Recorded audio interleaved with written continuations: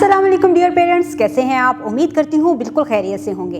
आज आपके बच्चे ने स्कूल में गायन से शुरू होने वाले बहुत से नए अल्फाज सीखे हैं, कुछ कहानी की सूरत में और कुछ उसने तस्वीरों से पहचाना कि इनके नाम क्या हैं। इसके बाद बच्चे ने गायन से शुरू होने वाले बहुत से नए नाम सीखते हुए गायन की शक्ल की पहचान की और उसकी आधी शक्ल की भी पहचान करते हुए उसको लिखना भी सीखा है।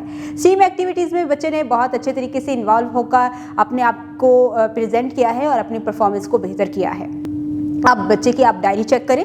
बच्चे को डायरी पे काम दिया गया है जो उसके इसने घर से करके लेके जाना है।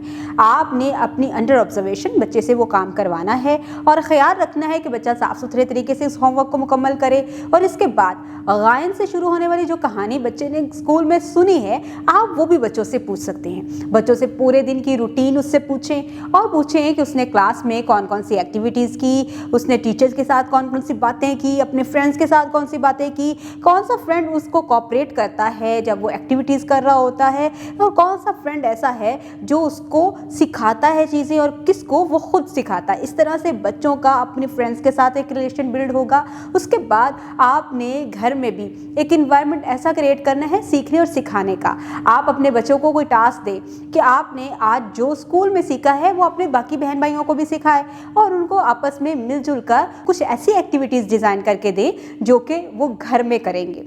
घर में बहुत सी ऐसी चीज़ें हैं जिनके नाम गायन से शुरू होते हैं। आप बच्चों को उनके नाम से मुतारफ़ करवाएं, उनके साथ कोऑपरेशन करें और उनके साथ एक अच्छा हेल्दी रिलेशनशिप आप बना सकते हैं और कोई भी नहीं। अपना बहुत सारा ख्याल रखिएगा। उम्मीद करती हूँ आज की इस वीडियो से आपने बहुत कुछ सीखा होगा। अपना बहुत सारा ख्याल रखिएगा। खुदा हाफिज़।